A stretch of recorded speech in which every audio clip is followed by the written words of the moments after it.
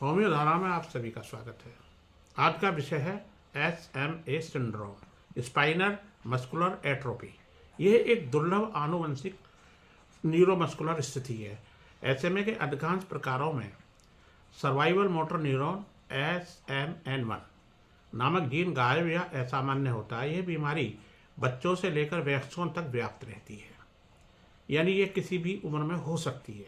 ज़्यादातर ये बच्चों से लेकर 40 साल तक के वयस्कों में ही अक्सर होती है। इसमें सबसे गंभीर खतरा सांस लेने में के लिए जरूरी मांसपेशियों की कमजोरी से उत्पन्न होती है। शरीर की मांसपेशियों की कमजोरी के लक्षण धीरे धीरे बढ़ते हैं।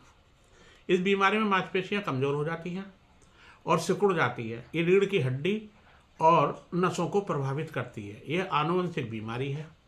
इस बीमारी में मांसपेशियों की कमजोरी बढ़ती ही चली जाती है।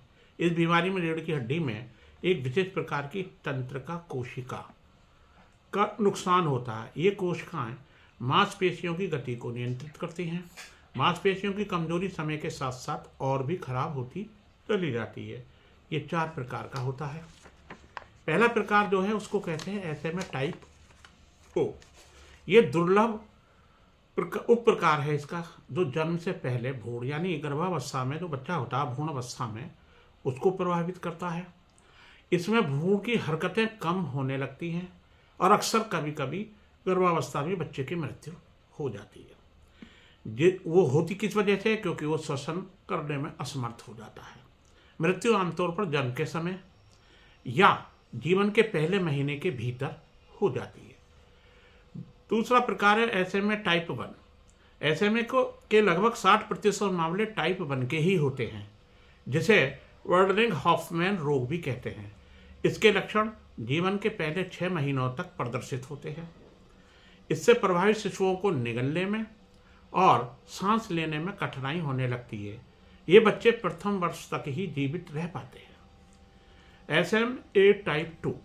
इस बीमारी से ग्रस्त बच्चे बैठ तो सकते हैं पर चल नहीं सकते। ये लक्षण 6 महीने से 18 महीने के बीच दिखाई देने लगते हैं बच्चों में। ऐसे बच्चे लगभग, अगर इनको क्योर किया, ट्रीटमेंट देने की कोशिश की जाए तो लगभग 30 वर्ष तक ही जीवित रह पाते हैं। फिर आता है इसका SMA टाइप 3।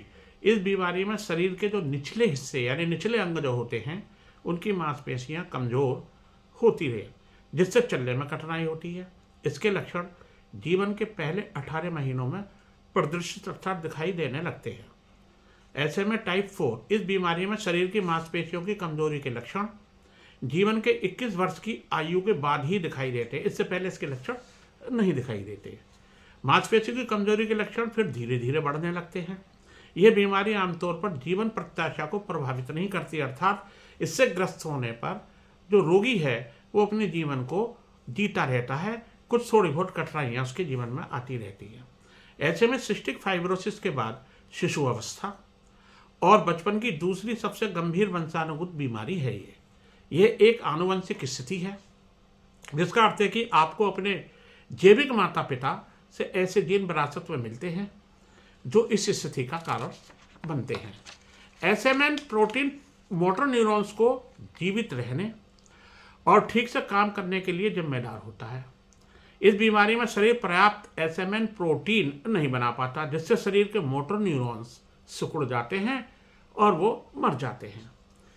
इस बीमारी का पता चलते ही होम्योपैथी की जीन शाखा वाली औषधियों का प्रयोग करके इस बीमारी से रोग मुक्त होकर सामान्य जनसाधारण की तरह हम जीवन जी सकते हैं। क्योंकि होम्योपैथिक मेडिसिन जितनी भी होती हैं, ये औषधियाँ मस्तिष्क के थ्रू कार्य कर कर और उन टिश्यूज तक पहुंचकर इस बीमारी को मुक्त करने में सहायता प्रदान करती हैं। धन्यवाद।